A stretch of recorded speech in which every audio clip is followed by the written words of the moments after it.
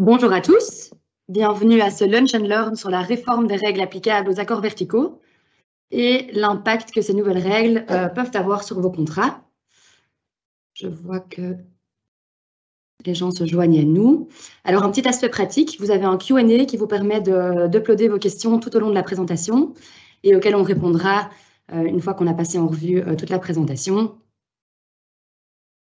Je me présente, je m'appelle Nina Mettens, je suis avocate en droit de la concurrence au sein du cabinet Altus et je partagerai cette présentation aujourd'hui avec mon collègue Mathieu Magnet, avocat en droit commercial également au sein du cabinet Altus.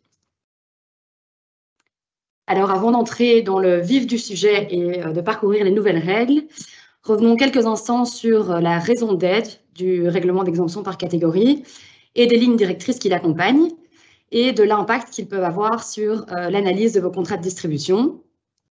Alors, l'article 101, paragraphe 1 du traité sur le fonctionnement de l'Union européenne pose un principe général qui interdit les pratiques et les accords entre entreprises qui fausseraient ou restreindraient la concurrence sur le marché. Le paragraphe 3 du même article prévoit des exceptions à cette interdiction sous certaines conditions spécifiques. Et alors c'est là que le règlement d'exemption entre en jeu, parce qu'il prévoit une sphère de sécurité juridique en prévoyant que des accords verticaux sont exemptés de l'interdiction contenue à l'article 101, sous réserve de quelques conditions. Alors, le règlement d'exemption, il s'applique à des accords verticaux et aux restrictions verticales contenues dans ces accords verticaux, qui sont conclus entre des parties qui ne sont pas concurrentes, sauf une exception sur laquelle on reviendra plus tard, conclus entre des parties dont les parts de marché sont de max 30% sur leur marché respectif, et à condition que les accords entre ces parties ne contiennent pas de ce qu'on appelle de restrictions caractérisées. Alors, des restrictions caractérisées, c'est quoi? Ce sont des restrictions qui sont considérées comme restreignant en elles-mêmes la concurrence et qui sont de fait tellement graves qu'elles font perdre le bénéfice de l'exemption à l'accord tout entier. Alors, le règlement prévoit également d'autres types d'obligations, à côté de ces restrictions caractérisées, qu'on appelle les obligations exclues. Ce sont des obligations qui sont moins graves que les restrictions caractérisées, mais qui sont exclues de la protection du règlement et qui doivent par conséquent être analysées sous l'article 101, paragraphe 3 du traité dont je vous parlais il y a quelques instants. Alors, pourquoi un nouveau règlement en 2022 ? Ces règlements ont une durée de vie limitée parce qu'au niveau européen, on considère qu'il y a une nécessité d'adapter les règles existantes aux enjeux, par exemple, du commerce en ligne et à l'évolution naturelle des réseaux de distribution. D'un point de vue temporel, le nouveau règlement et les lignes directrices sont entrées en vigueur le 1er juin 2022. Elles s'appliquent donc à tout nouveau contrat conclu après cette date, mais le règlement prévoit une période de transition pour les accords existants avant le 1er juin 2022 jusqu'au 31 mai 2023. Donc après le 31 mai 2023, tous les accords existants et nouveaux devront être conformes aux nouvelles règles. Le règlement a une durée de vie de 12 ans et expirera donc fin mai 2034. Alors on a fait une sélection de certains points qui nous semblaient particulièrement importants aujourd'hui. Ces points n'ont pas tous de lien entre eux. Et vu le temps limité de la conférence, on ne pourra pas aborder tous les aspects. Et on a donc décidé de se limiter vraiment aux principales nouveautés depuis l'entrée en vigueur du nouveau règlement et des lignes directrices pour tous ces sujets spécifiques. Alors, commençons tout de suite par la distribution duale. Qu'est-ce que c'est la distribution duale? C'est une situation dans laquelle un fournisseur vend ses produits et ses services non seulement par l'intermédiaire de ses distributeurs, qui vont à leur tour vendre les produits ou services à leurs clients, mais une situation où le fournisseur va également vendre directement à ses clients finaux, via Internet ou via ses magasins, via ses succursales. Dans une telle situation, en fait, le fournisseur est en position de concurrence directe avec ses distributeurs. Et sous le régime ancien, on considérait que tous les aspects de ces accords de distribution duale étaient exemptés, mais l'exemption ne s'appliquait qu'à un accord qui concernait un fabricant qui fournit des biens et des services à un distributeur et avec lequel il est donc en concurrence en aval. Depuis l'entrée en vigueur des nouvelles règles, deux nouveautés. D'une part, on a un élargissement, donc l'exemption n'est plus uniquement applicable à des accords qui concernent un fabricant vis-à-vis de son distributeur, mais également à des grossistes et des importateurs. Par contre, petite restriction, ce ne sont plus tous les aspects des accords de distribution duale qui sont maintenant exemptés. Il y a des nouvelles règles en vigueur pour ce qui concerne les obligations relatives aux échanges d'informations dans ce type d'accord. Les échanges d'informations ne sont plus considérés, ne sont plus exemptés, sauf s'ils remplissent deux conditions. Soit ils doivent être directement liés à la mise en œuvre de l'accord vertical, soit ils doivent être démontrés, être nécessaires pour améliorer la production ou la distribution des biens ou des services contractuels. Alors, ce sont deux critères qui peuvent paraître très généraux, et les lignes directrices ont donc entrepris de reprendre deux listes de types d'informations et d'exemples d'informations qui peuvent être considérées d'une part comme étant nécessaires à la mise en œuvre de l'accord, et à l'inverse, une autre liste de types d'informations qui sont considérées de base comme ne répondant pas aux deux critères que je viens d'aborder, et donc qui ne seraient pas autorisées. Sans rentrer dans les détails, quelques exemples d'informations qui sont considérées dans les lignes directrices comme étant nécessaires ou directement liées à l'exécution de l'accord. Ce sont par exemple des informations de type technique ou logistique qui concernent les produits ou les services contractuels, des informations sur les prix de revente recommandés du fournisseur, ou encore des informations sur les prix passés ou les prix présents auxquels le distributeur vend ses produits à ses clients.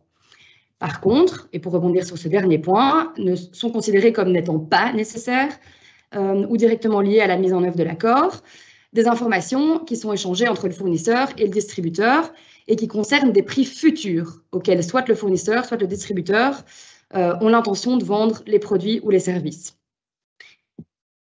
Tous ces types d'informations doivent également être analysés en fonction du modèle de distribution. Donc, il y a des échanges types d'informations qui vont être caractéristiques d'un modèle de distribution exclusive, d'un modèle de distribution sélective, d'un modèle de distribution de franchise. Et donc, le type d'information qui va être échangé doit toujours être analysé vraiment à l'aune du modèle de distribution en présence duquel on se trouve.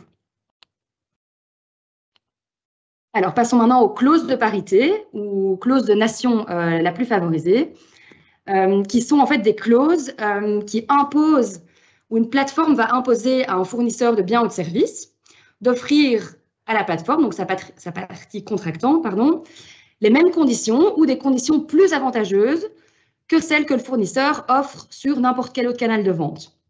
Prenons l'exemple bien connu de la plateforme Booking.com qui impose aux hôtels qui souhaitent être référencés sur sa plateforme d'offrir des prix et des conditions au moins aussi bonnes que ces hôtels vont offrir sur leur propre site web ou même sur d'autres plateformes, par exemple du type Expedia. Alors, sous l'Ancien Régime, toutes les obligations de parité étaient exemptées. Elles n'étaient pas reprises par le règlement d'exemption et donc elles n'étaient pas problématiques au regard du droit de la concurrence. Depuis le 1er juin 2022, le règlement d'exemption et les lignes directrices font une distinction entre deux types de clauses de parité.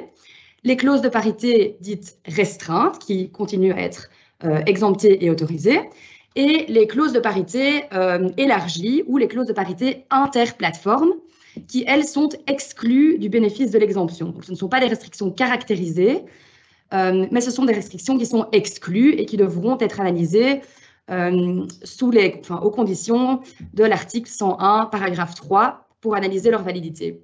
Alors, qu'est-ce que c'est ? Qu'est-ce qu'on entend par une clause de parité interplateforme? C'est justement la clause qui permet à la plateforme, comme Booking, d'exiger que les hôtels, donc qui sont les acheteurs de ces services d'intermédiation, offrent des conditions qui soient plus favorables que celles que ces hôtels vont offrir à une autre plateforme. Donc, ces clauses qu'on appelle interplateformes, elles sont exclues, elles ne bénéficient pas de l'exemption. Par contre, les clauses de parité plus restreintes, elles continuent à être exemptées. Une clause de parité restreinte, c'est le fait que Booking.com exige des hôtels qu'ils n'offrent pas de prix ou de conditions plus favorables aux clients via les canaux de commercialisation propres et directs de l'hôtel, donc via par exemple son propre site. Passons maintenant aux pratiques de double prix.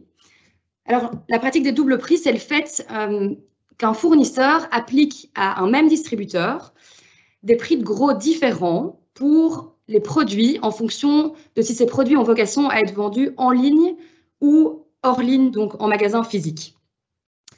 Jusqu'au 1er juin 2022, sous l'Ancien Régime, la pratique des doubles prix était une restriction caractérisée, donc restriction grave, totalement interdite. Pourquoi? Parce qu'on voulait éviter que le fournisseur impose des prix plus élevés pour vendre des produits sur Internet et que, de fait, les distributeurs soient prohibés ou qu'on leur mette des bâtons dans les roues pour vendre leurs produits sur Internet. Sauf que pendant la révision des anciennes règles, on s'est rendu compte que les ventes en ligne étaient devenues vraiment un canal de vente qui fonctionne par lui-même, qui fonctionne correctement et qui ne nécessite plus vraiment de protection spéciale par rapport au canal de vente hors ligne. Et donc, les nouvelles règles adoptent une approche plus flexible, plus souple et autorisent la pratique des doubles prix à certaines conditions. La première condition principale, c'est que la différence de prix, donc le prix de gros que le fournisseur va faire payer à son distributeur en fonction de si les produits vont être vendus en ligne ou en magasin, il faut que cette différence de prix soit raisonnablement liée aux différences d'investissement et de coûts que le distributeur a en fonction des ventes qu'il va faire via les canaux en ligne ou hors ligne. Ensuite, la différence de prix ne peut pas empêcher l'utilisation effective d'Internet et elle ne peut pas non plus avoir pour objet de restreindre les ventes sur des territoires particuliers ou à une clientèle particulière, ce qui est une interdiction caractérisée sous le règlement. Et enfin, le fournisseur ne peut pas exiger de son distributeur que celui-ci applique des prix de détail plus ou moins élevés selon le canal de distribution. Tous ces critères, ils sont repris dans les lignes directrices de manière plus concrète et on considère donc que la pratique des doubles prix de manière générale sera justifiée si la différence de prix de gros pour les produits destinés à être vendus en ligne ou hors ligne ne rend pas la vente en ligne non rentable ou non viable financièrement.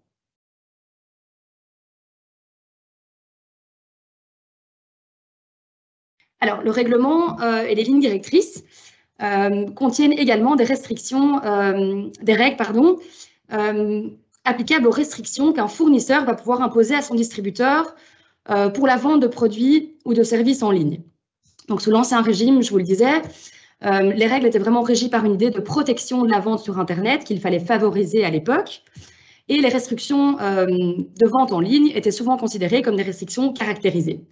Mais avec l'évolution d'Internet et des ventes en ligne comme un canal distinct qui fonctionne par lui-même, on voit vraiment un assouplissement des règles et donc une plus grande flexibilité dans les restrictions qu'un fournisseur peut imposer à son distributeur concernant les ventes que celui-ci va effectuer en ligne. Alors, sous l'Ancien Régime, une des premières interdictions, c'était que les critères qu'un fournisseur imposait pour la vente de ses produits en ligne devaient être équivalents aux critères qu'il imposait pour la vente hors ligne. Sous le nouveau régime, cette obligation a été abandonnée. Donc, un fournisseur peut imposer des critères différents pour la vente en ligne et hors ligne, ou même des critères plus stricts pour la vente en ligne. Donc, cette obligation d'équivalence a disparu. Ces critères, peuvent par exemple concerner l'apparence de la boutique en ligne, la façon dont les marchandises sont présentées sur la boutique en ligne, ou concerner une obligation, par exemple, pour le distributeur de fournir un service d'assistance en ligne à ses clients. Deuxième interdiction qui est exemptée maintenant, c'est l'interdiction pour un fournisseur, l'interdiction qui est imposée par un fournisseur à son distributeur de vendre sur des places de marché en ligne comme Amazon. Donc, un fournisseur peut interdire à son distributeur de vendre sur Amazon, pour autant que l'acheteur, donc le distributeur, soit quand même en mesure d'utiliser sa propre boutique en ligne et qu'il puisse aussi être libre de faire de la publicité en ligne. Donc, on revient toujours sur cette idée on peut imposer des restrictions sur la vente en ligne, mais l'utilisation effective d'Internet ne peut pas être entravée. C'est pour ça, troisième point, que des obligations qui visent vraiment à interdire l'utilisation absolue de canaux de publicité en ligne est une restriction caractérisée et est donc interdite. On pense par exemple à l'interdiction d'utiliser des sites comparateurs de prix ou à faire de la publicité sur des moteurs de recherche. Par contre, ce qui est autorisé, c'est d'imposer certaines normes de qualité ou de contenu en ce qui concerne la publicité que le distributeur peut faire ou le type de fournisseur de ces services publicitaires. À nouveau, et comme c'était le cas pour le type d'échange d'informations dans un scénario de distribution duel, les lignes directrices reprennent une liste noire et une liste blanche de restrictions de vente en ligne qui sont considérées comme autorisées ou non. Je le disais, et c'était déjà le cas sous l'ancien régime, le critère principal d'analyse, c'est de voir si la restriction à la vente en ligne qui est imposée n'empêche pas effectivement l'utilisation d'Internet par l'acheteur ou de ses clients. Parce qu'empêcher l'utilisation d'Internet revient à limiter ou restreindre le territoire sur lequel ou la clientèle à laquelle les biens ou services peuvent être vendus, ce qui est une restriction caractérisée sous le règlement. Passons maintenant à la distribution exclusive et sélective. Alors, la distribution exclusive, c'est un système de distribution dans lequel le fournisseur va désigner un certain nombre de distributeurs exclusifs sur un territoire. Alors, une des questions centrales qui se posent en matière de distribution exclusive, c'est la mesure dans laquelle le fournisseur va pouvoir restreindre des ventes actives et passives de ses acheteurs, donc de ses distributeurs, dans un système, sur un territoire où un système de distribution exclusive est en place. Jusqu'au 1er juin 2022, donc sous l'ancien régime, un fournisseur pouvait restreindre les ventes actives de l'acheteur dans un territoire qui était exclusivement alloué à un autre distributeur ou que le fournisseur s'était réservé pour lui-même. Par contre, les ventes passives les restrictions de ventes passives sont complètement interdites et doivent, dans toutes circonstances, rester autorisées. Le nouveau régime apporte à nouveau deux grandes nouveautés. Premièrement, un fournisseur peut non plus seulement exclusivement allouer un territoire à un seul distributeur exclusif, mais il peut l'allouer à un maximum de 5 distributeurs exclusifs sur un territoire. Et donc, protéger et restreindre les ventes actives dans ce territoire alloué à maximum 5 distributeurs. Par contre, et comme c'était déjà le cas, les ventes passives ne peuvent pas être restreintes et doivent rester autorisées à tout moment. Alors, le règlement et les lignes directrices apportent des nouvelles précisions sur ce qui doit être considéré comme une vente active, une vente passive. Je ne vais pas rentrer dans les détails de toutes ces nouveautés, mais pour que vous ayez une idée, donc une vente active, c'est une vente qui est réalisée à la suite d'un ciblage actif de clients, donc où le fournisseur ou le distributeur va vraiment activement aller chercher une clientèle pour provoquer la vente, par exemple via de la publicité ciblée, ce genre de choses. Contrairement aux ventes passives, qui sont des ventes qui sont réalisées suite à la demande spontanée de clients, sans que le vendeur ait procédé vraiment à un ciblage actif. On considère généralement que le fait d'exploiter un site web, c'est une forme de vente passive. Les lignes directrices et le règlement apportent des précisions concernant ces choses-là, mais on ne va pas rentrer dans les détails aujourd'hui. Et alors, la deuxième nouveauté par rapport à la distribution exclusive, c'est que donc, un fournisseur peut interdire les ventes actives à des distributeurs dans un territoire exclusif, donc maximum 5 distributeurs. Et la nouveauté, c'est que le fournisseur peut également obliger son distributeur à lui à répercuter cette restriction des ventes actives sur les clients directs du distributeur. Donc, le but, c'est à nouveau de protéger le territoire d'exclusivité et d'éviter que des personnes, des distributeurs en dehors du territoire exclusif puissent en fait faire des ventes qui mettent en péril l'exclusivité, qu'elle soit partagée ou non. Important à préciser, le fournisseur peut répercuter ses obligations uniquement sur les clients directs, donc un cran en dessous du distributeur dans la chaîne de distribution. Pardon. La distribution sélective, contrairement à la distribution exclusive, c'est un système dans lequel le fournisseur va établir des critères objectifs auxquels des distributeurs vont devoir satisfaire pour être agréé au réseau et pour être autorisé à vendre et à distribuer les produits du fournisseur. La question centrale en matière de distribution sélective, c'est plutôt la mesure dans laquelle le fournisseur va pouvoir protéger son système de distribution sélective en empêchant que des ventes soient faites à des revendeurs, des distributeurs qui sont en fait non agréés, donc qui ne satisfont pas aux critères de la sélection sélective dans le territoire dans lequel ce système de distribution sélective est établi. On va prendre un exemple plus pratique, plus parlant. Imaginons un fournisseur a établi un système de distribution sélective en Belgique, mais il n'a pas encore mis en place ce système de distribution sélective en France.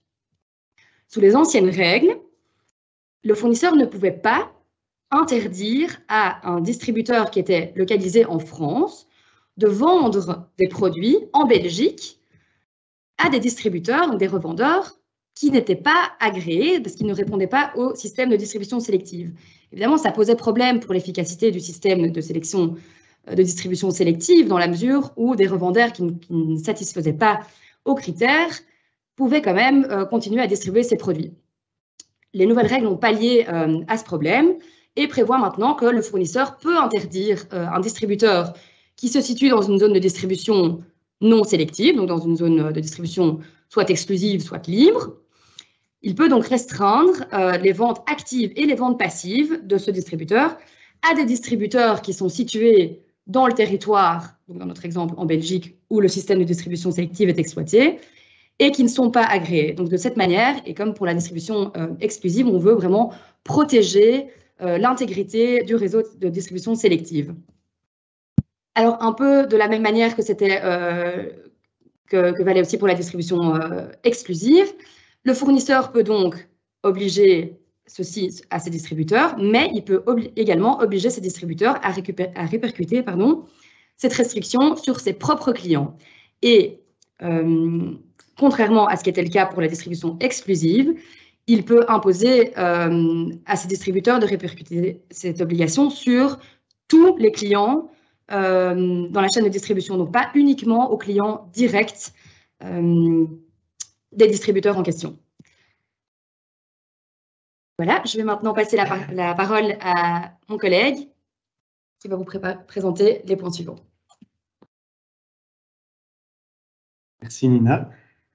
Bonjour à tous. Moi, je vais poursuivre sur 4 points encore concernant les grandes nouveautés et les évolutions des accords de restriction et les lignes directrices. Le premier, c'est la fixation des prix de revente. Alors, c'est assez important parce que c'est vraiment le grand cheval de bataille de la Commission et des autorités nationales. Et ça consiste dans le fait pour un fournisseur d'imposer des prix de revente ou de fixer des prix de revente minimaux à ses distributeurs et à ses clients. Que ce soit avant ou après le 1er juin, il s'agit d'une restriction caractérisée. Donc ça, c'est pas nouveau, il n'y a rien qui change, mais ce qui est nouveau et ce qui est très important de noter, c'est qu'il y a des nouvelles directives qui concernent toutes ces règles en matière de prix de revente imposés. Donc déjà, il y a une distinction à faire entre les prix de revente qui peuvent être imposés, des prix de revente imposés qui peuvent être appliqués par des moyens directs, donc ça c'est assez facile, c'est le fait de fixer un prix, le fait pour un fournisseur d'imposer une augmentation du prix à ses distributeurs, le fait de fixer des fourchettes de prix, mais il y a également les moyens indirects. Par exemple, ça peut être des incitations. Le fait pour un distributeur de se voir rembourser les coûts de promotion par le fournisseur au cas où le distributeur applique les prix de vente conseillés. Ça peut être également évidemment des menaces, des intimidations. Le fait pour le fournisseur de fixer les marges que le distributeur pourra appliquer, le fait d'obliger le fournisseur de s'aligner sur les prix des concurrents et ainsi de suite. Et parmi ces moyens indirects, il y a ce qu'on appelle les prix minimums affichés. Alors les prix minimums affichés, ça ne concerne pas immédiatement le prix de revente, mais ça concerne les prix minimums qui doivent être affichés par le distributeur sur son site ou dans les magasins. En principe, ces prix minimums affichés ne sont pas autorisés dans la mesure où ils vont dissuader le distributeur de fixer un prix de vente qui est inférieur au prix d'achat, mais ça restreindra sa capacité à informer les clients potentiels des remises qui sont disponibles. Et donc, en principe, c'est une restriction caractérisée, mais il y a quand même une exception dans le cadre de laquelle le fournisseur pourrait imposer des prix minimums affichés, et c'est le cas où il peut justifier l'imposition de ces prix minimums affichés pour empêcher qu'un distributeur utilise un ou plusieurs produits comme des produits d'appel, c'est-à-dire qu'il va vendre ses produits à un prix inférieur au prix de gros auquel il les a achetés. Et donc, si le fournisseur peut prouver que le distributeur vend régulièrement un produit en dessous de son prix de gros et que ce prix minimum affiché aurait pour but d'empêcher le distributeur de vendre à un prix inférieur au prix de gros, alors le fournisseur pourrait imposer des prix de minimum affichés. Donc ça, c'est un point important. Et une deuxième règle importante, c'est des nouvelles règles qui concernent les contrats d'exécution. Pardon, je n'avais pas passé la slide. Donc, qu'est-ce qu'un contrat d'exécution? C'est un contrat dans lequel, en fait, il y a un fournisseur qui va conclure un contrat d'exécution, ce qu'on appelle un contrat d'exécution avec un acheteur, pour que cet acheteur, il exécute, en fait, le contrat qui est initialement conclu entre le fournisseur et son client. Je vais donner un exemple assez simple. Moi, je suis le client, j'achète sur une plateforme un produit et le contrat d'exécution va être passé entre la plateforme et le détaillant qui va exécuter finalement le contrat de vente. Alors là, il y a des règles. Si le fournisseur sélectionne lui-même l'entreprise qui va exécuter le contrat, alors le fournisseur peut imposer le prix de revente. Si par contre, c'est le client, donc c'est moi qui sélectionne l'entreprise d'exécution, donc le détaillant, à ce moment-là, le fournisseur ne pourra pas imposer évidemment les prix de revente. Donc, ce sont voilà, des nouvelles règles qui sont assez importantes dans le cadre de la fixation des prix de vente. Ce sont des lignes directrices dont il faut tenir compte et donc il faut bien partir du principe que ce n'est pas uniquement le fait d'imposer ou pas imposer un prix de vente, mais il y a toutes sortes de zones grises qu'il faut analyser, auxquelles il faut faire attention. Un autre point important à aborder concerne les obligations de non-concurrence qui peuvent revêtir différentes formes, mais vous les connaissez généralement sous la forme des clauses de non-concurrence qui sont incluses dans la plupart des contrats. Par définition, évidemment, une obligation de non-concurrence va restreindre la concurrence, mais dans certains cas, les obligations de non-concurrence peuvent être autorisées. Il faut distinguer trois types d'obligations de non-concurrence. La première, c'est l'obligation de non-concurrence contractuelle, donc c'est l'obligation de non-concurrence qui va s'appliquer pendant la durée du contrat. Elles sont exemptées, donc elles sont autorisées dans les contrats, dans les accords verticaux, pour autant qu'elles ne dépassent pas 5 ans. Elles ne sont par contre pas autorisées en principe pour des obligations qui seraient d'une durée indéterminée ou qui dépasseraient 5 ans. Il y a une évolution dans la matière qui concerne les obligations de non-concurrence qui sont tacitement renouvelables au-delà d'un délai de 5 ans. Elles peuvent bénéficier d'une exemption, mais il faut respecter un certain nombre de conditions, et notamment que l'acheteur doit pouvoir renégocier ou résilier l'accord moyennant un préavis raisonnable. Deuxième type d'obligation de non-concurrence, ce sont les obligations de non-concurrence post-contractuelles, donc celles qui vont prendre effet après la fin du contrat. Et là, il y a également un certain nombre de conditions qui s'appliquent. Elles doivent être limitées dans le temps, maximum 1 an. Elles doivent être limitées au point de vente que l'acheteur utilisait pendant la durée du contrat. Et elles doivent être indispensables à la protection d'un savoir-faire. Et enfin, il y a une troisième catégorie qui concerne les obligations d'approvisionnement exclusif. Et elle s'applique quand le distributeur doit acquérir plus de 80% de ses achats annuels auprès du fournisseur ou des fournisseurs référencés de ce fournisseur. À ce moment-là, ces obligations, elles sont lues et interprétées et doivent respecter les mêmes règles que les obligations de non-concurrence contractuelles dont je vous ai parlé. Voilà pour les obligations de non-concurrence. Troisième point que j'aborde concerne les services d'intermédiation en ligne, dont Nina a déjà parlé à plusieurs reprises dans les slides précédentes, mais ici, on va vraiment revenir sur certaines obligations et règles qui s'appliquent à ces services. Donc, tout d'abord, il s'agit des prestataires qui vont faciliter l'engagement de transactions directes entre deux parties. Donc, ça peut être des places de marché comme Amazon, ça peut être aussi, par exemple, des boutiques d'applications en ligne. Et il y a d'autres exemples, donc c'est un spectre assez large. Et ce qui est important déjà de noter, c'est que ces services d'intermédiation peuvent parfois avoir plusieurs casquettes. Et donc, il faudra apprécier le contrat au cas par cas, puisqu'ils peuvent agir comme intermédiaires, donc ça c'est l'activité principale, mais ils peuvent également agir comme une vraie entreprise qui fait de l'achat et de revente via sa plateforme. Donc, il faudra toujours analyser au cas par cas les activités de ce service d'intermédiation en ligne. En gros, les prestataires de services d'intermédiation en ligne, ils ont une protection limitée par le règlement. Ils sont qualifiés comme des fournisseurs, mais pour ces fournisseurs-là, certaines exemptions ne s'appliqueront pas lorsqu'ils offrent ce type de service d'intermédiation en ligne. En conséquence, donc, un certain nombre de règles dont Nina vous a parlé ne leur bénéficieront pas. Et ça concerne, pour commencer, les restrictions qui sont imposées par ces fournisseurs de services d'intermédiation en ligne aux acheteurs de services, donc les entreprises qui veulent vendre via les plateformes d'intermédiation. Évidemment, les fournisseurs de services d'intermédiation en ligne ne peuvent pas fixer des prix ou répartir des territoires. Deuxième conséquence concerne les obligations de parité de détail interplateforme. Donc, grosso modo, ça veut dire qu'une plateforme ne peut pas interdire à une entreprise de vendre des produits à des conditions plus favorables sur une autre plateforme, comme Nina vous l'a expliqué. Et troisièmement, l'exemption de double distribution ne vaut pas pour les fournisseurs de services d'intermédiation en ligne qui ont une fonction hybride. Donc ça, je vous ai expliqué la double casquette entre l'achat-revente et les services d'intermédiation.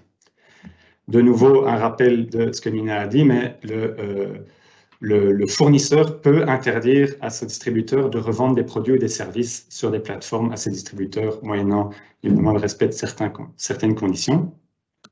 Enfin, ce qui est important de savoir pour les services d'intermédiation en ligne, c'est qu'il y a un certain nombre de nouveaux règlements, de nouvelles règles qui sont en cours de préparation et qui vont arriver. Il y a le Digital Markets Act notamment qui va révolutionner toutes les règles du monde digital. Et donc, ce qui est important de noter, c'est que le règlement d'exemption est en ligne avec les obligations et les règles contenues dans ces textes. Enfin, je vais aborder maintenant des contrats plus spécifiques de distribution, que sont le contrat de franchise et le contrat d'agence. Alors, le but ici, évidemment, n'est pas non seulement de reparler des règles applicables en droit commun, donc qui concernent ces contrats de distribution, comme la loi sur le contrat d'agence ou la loi sur l'information précontractuelle. Ce n'est pas non plus le but de vous redétailler toutes les règles dont je vous ai parlé à l'aune de ces contrats spécifiques, mais je vais vous présenter certains points qu'il convient de garder à l'esprit et qui sont relativement nouveaux, notamment dans les lignes directrices, parce que ces contrats ne sont pas en fait directement, ne font pas l'objet de règles spécifiques dans le règlement lui-même. Dans le règlement lui-même, ce sont les lignes directrices qui permettent de mieux apprécier les subtilités de ces contrats. Et donc, il faut toujours bien analyser dans quel contrat on est pour mieux appliquer les règles qui sont prévues dans le règlement et dans les lignes directrices. Donc, le contrat d'agence, il faut oublier un peu ce qu'on sait sur le contrat d'agence en droit commun, puisque ici, on parle d'un contrat d'agence en droit de la concurrence, et on parle en fait de véritable agent. C'est un véritable agent, c'est un agent qui ne supporte pas ou peu de risques commerciaux ou financiers substantiels, c'est-à-dire par exemple un agent qui ne doit pas financer des stocks, qui ne doit pas avoir d'investissement propre au marché qui ne seront pas récupérables après la fin du contrat, ou un agent qui ne mène pas d'autres activités à ses propres risques qui lui sont confiés par un fournisseur.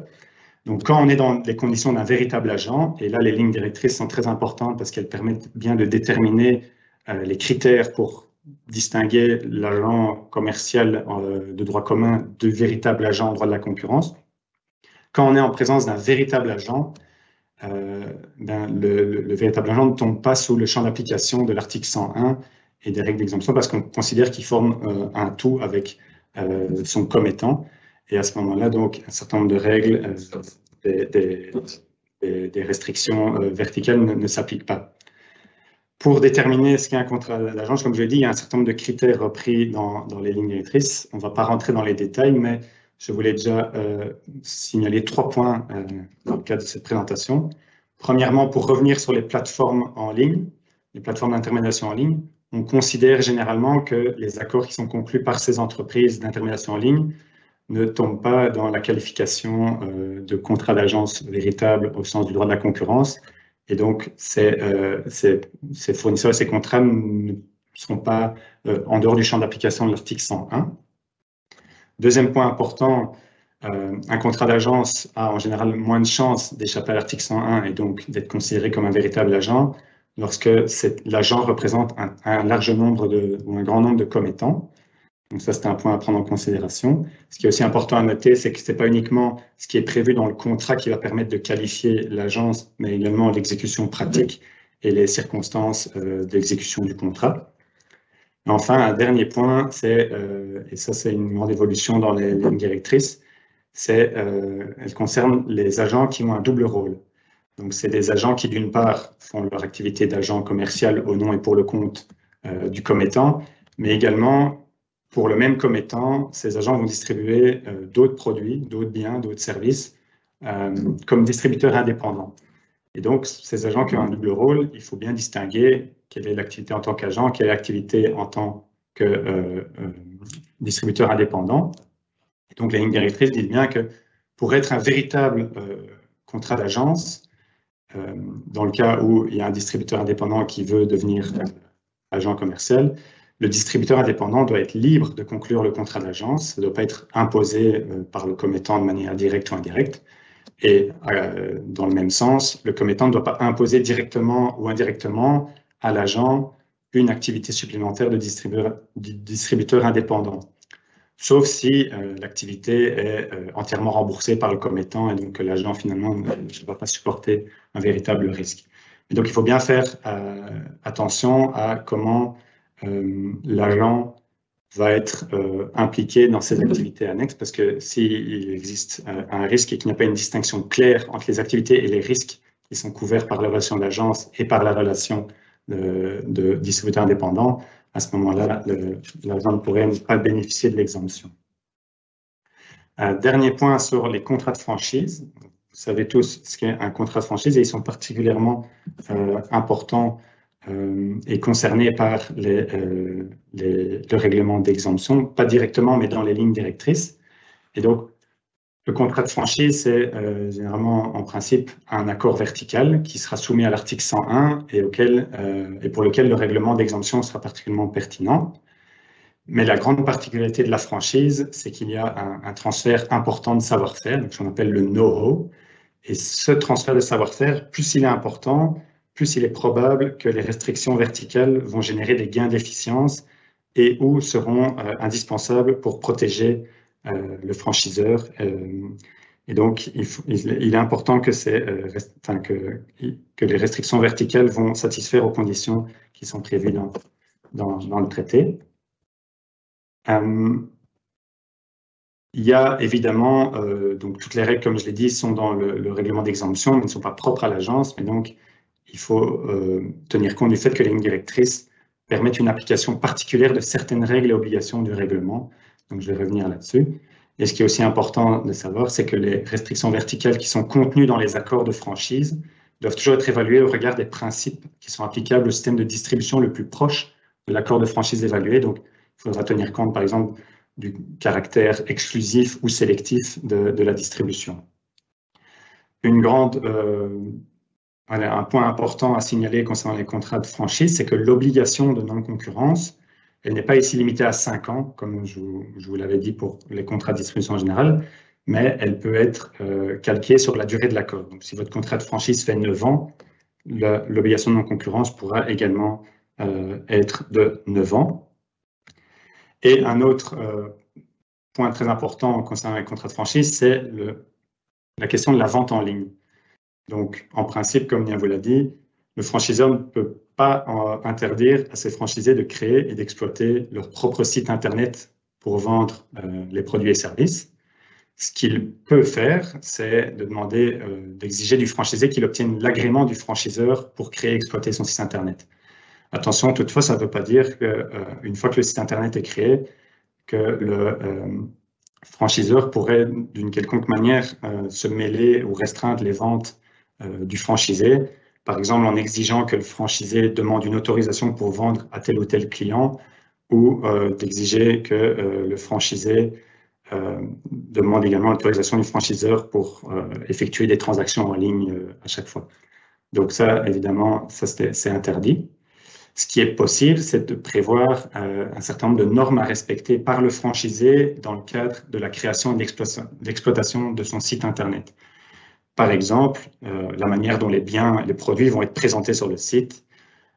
Un autre exemple serait l'obligation de créer un service d'assistance après-vente en ligne.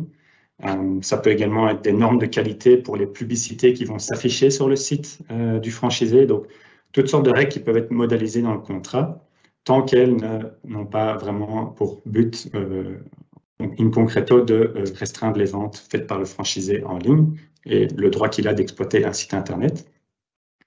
Ce qui n'est pas acceptable pour le franchiseur est par exemple d'exiger que le franchisé empêche des clients qui seraient situés sur un autre territoire que celui du franchisé de consulter le site Internet du franchisé. Il serait également interdit pour le franchiseur d'interdire à l'acheteur de proposer une application pour son site Internet dans des boutiques en ligne d'applications. Donc, comme vous voyez, il y a vraiment des règles, il y a des lignes directrices qui sont données sur ce qui est possible et ce qui n'est pas possible, et c'est très intéressant et c'est très important de toujours bien, dans le cadre de la rédaction d'un contrat de franchise, de voir ce qui est possible et pas possible, notamment concernant les ventes en ligne. Il y a une question qui se pose concernant les plateformes hybrides. Donc, c'est lorsque le franchiseur va vendre ses produits et services en ligne sur son propre site, mais va également permettre à ses franchisés de vendre leurs produits et services sur son propre site également. En principe, le fait de permettre aux franchisés d'utiliser le site Internet du franchiseur ou le fait que le franchiseur mette à disposition une partie de son site pour ses franchisés ne va pas avoir pour effet d'empêcher ou d'interdire aux franchisés de créer son site Internet. Donc, c'est important pour les franchiseurs de ne pas partir du principe qu'en mettant à disposition un site pour les franchisés, ils ne doivent rien prévoir dans leur contrat concernant les sites Internet et la vente en ligne parce que le franchisé pourrait avoir le droit de créer son propre site et donc il n'y aurait pas de normes prévues pour la création de ce site, ce qui serait problématique pour le réseau éventuellement. En conclusion, j'espère qu'on ne vous a pas complètement perdu avec cette grande quantité de règles un peu éparses qui concernent des points différents. On voulait attirer votre attention sur les grandes modifications, mais évidemment, ça nécessitera un travail de plus long et de révision, de bien comprendre et de bien appliquer correctement ce nouveau règlement d'exemption et les lignes directrices. Mais de manière générale, on ne peut pas parler d'une grande révolution de la matière. C'est simplement qu'un grand nombre de points ont été soit clarifiés, soit ont été plus détaillés et ces points doivent être pris en compte dans la négociation, dans la conclusion, dans la rédaction de contrats de fourniture et de distribution. En tous les cas, ces règles, elles présentent à la fois des opportunités en termes de restrictions qu'un fournisseur peut imposer à ses distributeurs. Donc, Nina vous a parlé des restrictions des ventes en ligne et des pratiques liées aux ventes en ligne. Mais d'un autre côté, ce règlement, il adopte dans certains cas une approche plus stricte qu'auparavant. C'est notamment le cas, comme je vous l'ai expliqué, pour les plateformes de services d'intermédiation en ligne. Nina, vous avez parlé de la double distribution et des règles détaillées dans les lignes directrices concernant les échanges d'informations interdits et autorisés. Également pour les obligations de parité, c'est important de noter les évolutions de la matière. Donc évidemment, le conseil sera de revoir et, lorsque c'est nécessaire, modifier les accords commerciaux. Donc, pour les accords en cours, comme Nina vous l'a dit, il y a une période de transition, mais pour les accords que vous allez conclure dans les prochaines semaines, dans les prochains mois, il faudra s'assurer que ces contrats sont bien conformes aux nouvelles règles. Et toutes ces nouvelles règles, y compris les autres mesures qui sont prises actuellement au niveau européen concernant le marché digital, donc que ce soit le Digital Services Act ou le Digital Markets Act, plus les nouvelles règles en matière de restriction les nouvelles règles en matière d'accords verticaux, toutes ces nouvelles règles doivent peut-être aussi pousser les entreprises à repenser leur modèle de distribution notamment en ce qui concerne la vente en ligne, la vente via Internet et l'utilisation de distributeurs physiques ou en ligne. Donc, tous ces points, j'espère qu'ils ont été clairement présentés. Évidemment, ce n'était pas une présentation complète des lignes directrices et du règlement, parce qu'il faudrait plusieurs heures pour cela, mais on espère avoir suffisamment attiré votre attention sur des potentiels risques et problèmes liés à ces nouvelles règles et des nouvelles opportunités. Si vous avez des questions, vous pouvez les poser via le chat, comme Nina vous l'a dit en début de présentation, et on tâchera d'y répondre dans le temps qui reste de cette présentation. Donc, je vous remercie pour votre attention.